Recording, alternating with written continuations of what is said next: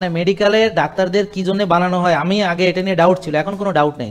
এই কথাটা আমাকে 10 বছর আগে বললে আমি আপনার সঙ্গে উল্টা তর্ক করতাম, কিন্তু এখন 100% আমি আমার বিশ্বাস থেকে বলছি এটা আসলে ডিজাইনটা করেছে ফার্মাসিউটিক্যাল কোম্পানি।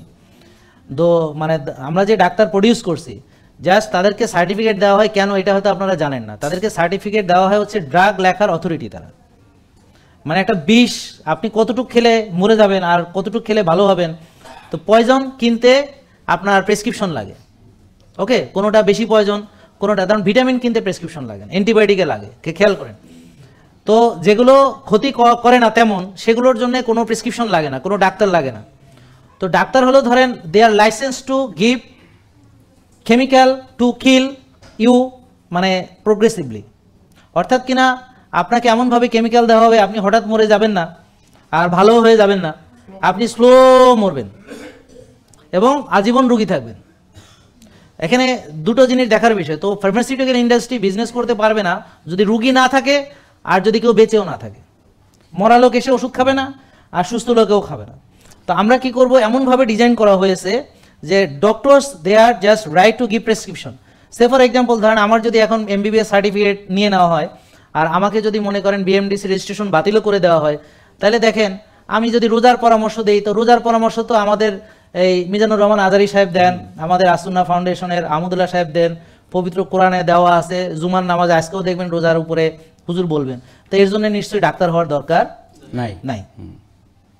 ডাক্তারের দরকার হচ্ছে কি, আপনি ওষুধের নাম গায়ে লেখা আছে যে রেজিস্টার্ড চিকিৎসক ব্যতীত আপনি এই ওষুধ ক্রয় করা এবং ভক্ষণ করা এটা আইনত দণ্ডনীয়, আপনি পারবেন না। তাহলে ডাক্তারদের কাজ কি, ওষুধ লেখা। কিন্তু ধরেন আপনি হাঁটবেন, তো আমরা যারা ডাক্তার না জিমের ট্রেনার ওরাও কিন্তু ব্যায়ামের পরামর্শ দিচ্ছে, যেমন সোহেল তাজ ভাই রাজনীতিবিদ, উনিও জিমের পরামর্শ দিচ্ছেন, ঠিক আছে, সুস্থতার পরামর্শ দিচ্ছেন, ওকে। ঠিক একইভাবে ধরেন আপনি রোদে যাবেন, তো রোদে যেতে হলে কিন্তু কোনো ডাক্তার দ্বারা লিখিত প্রেসক্রিপশন নিয়ে রোদে যাওয়ার দরকার নেই। যদি আর্লি ঘুমান, কোনো আর্লি ঘুমের জন্য কিন্তু কোনো ডাক্তার দ্বারা প্রেসক্রিপশন লিখে নিয়ে আর্লি ঘুমের দরকার নেই। যদি এক ভাগ খান পরিমিত, তার জন্য কোনো ডাক্তারের প্রেসক্রিপশন লাগবে না। ডাক্তারের প্রেসক্রিপশন লাগবে রুগী হওয়ার পরে যখন আপনাকে ওষুধ দেওয়া হবে। এখন ধরেন আপনি সাধারণ ডিম মাছ মাংস কিনতে ডাক্তারের প্রেসক্রিপশন লাগবে না, এমনকি যেগুলোতে ধীরে ধীরে মারা যাবেন সয়াবিন আইসক্রিম স্যান্ডউইচ সেটাতেও ডাক্তারের প্রেসক্রিপশন লাগবে না। তার মানে দেখেন ওষুধ কি পরিমাণ ডেঞ্জারাস বিষ পয়জন, যার জন্য একজন রেজিস্টার্ড চিকিৎসক those who are licence to give chemicals, আমরা বলতাম 007 দে আর লাইসেন্স টু কিল, আর এখন আমরা ডাক্তাররা we are licence to kill you by giving slow poison. ওরা হচ্ছে ঠাস করে গুলি করে এখন মেরে ফেলবে 007 জেমস বন্ড ঢুকুস ঠুস, বা ব্রাশ ফার করে অনেকে মরে যাবে, কিন্তু নায়ক মরে ফেললে কোনো অসুবিধা নেই, আমরা বাহাবা দিব। কিন্তু ভিলেন যদি একটারেও মারে তাহলে ওর শেষ দেখে ছাড়বো, যাক ছবিতে যারা দেখে আর কি এরকম।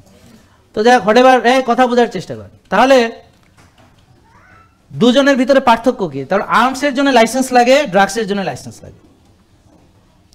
তাহলে MBBS ডাক্তার হচ্ছে তারা যারা they are licence to give poison chemical with prescription, কারণ ওভারডোজ খেলে ক্ষতি হয়ে যেতে পারে, আন্ডারডোজে কাজ করবে না, বেশি খেলে মরে যাবে, কম খেলে কাজ হবে না, এইটা নির্ণয় করার জন্য তাকে এই শেখানো হয়েছে। এখন সে যদি আপনাকে ওষুধ মুক্ত হওয়ার বুদ্ধি শেখায় তাহলে তো ওর সার্টিফিকেটটা সারেন্ডার করে দিতে হবে।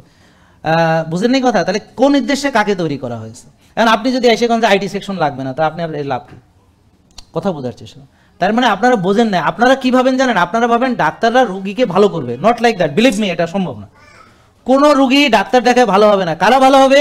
দোজ হু আর ইনফেকশাস ডিজিজে যারা আক্রান্ত, যেমন কৃষকের কথা বললাম, খেটে খাওয়া মানুষ বা অপুষ্টিতে ভুগছে। তো একটা অপুষ্টি লোককে পুষ্টি দেওয়া যায়, একটা জীবাণুকে ওষুধ দিয়ে মারা যায়, ম্যালেরিয়ার জীবাণু, টাইফয়েড, নিউমোনিয়া ইত্যাদি।